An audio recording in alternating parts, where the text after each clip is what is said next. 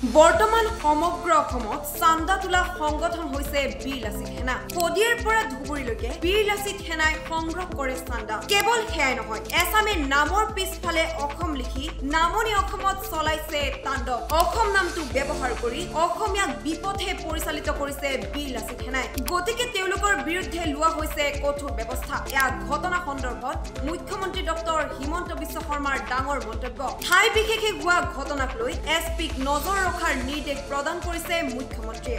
বৰ্তমান অসমত শদিয়াৰ পৰা ধুবুৰীলৈ পইচা উঠোৱা পাৰ্টি বীৰ লাচিত সেনাই আছে। গতিকে তেওঁলোকৰ বিৰুদ্ধে আমি কঠোৰ ব্যৱস্থা লৈছো আৰু কঠোৰ ব্যৱস্থা ল'ম। বাকী ঠাই বিশেষে যিসমূহ ঘটনা আছে তাকো মই কালি এছপিক কৈছো যাতে তাৰ বিষয়ে নজৰ ৰাখে। এছাম সন্দেহযুক্ত লোকে পিছফালে অসম উপাধিটো লিখিও বহুত ডাঙৰ তাণ্ডৱ নামনি অসমত চলাই আছে। যেনেকে এটা নাম কিবা ৰিজু অসম নে ঋতু অসম, তেওঁৰ নাম কিন্তু ৰিজু আহমেদ নে ঋতু আহমেদ। অসম নামটো লগাই এতিয়া গোটেই মানুহক বিপথে পৰিচালিত কৰাৰ কামতো তেওঁলোক লাগি পৰিছে, বিশেষকৈ নামনি অসমত। গতিকে এই সংগঠনটোৰ বিৰুদ্ধে চৰকাৰ কঠোৰ হৈছে আৰু কঠোৰ হ'ব।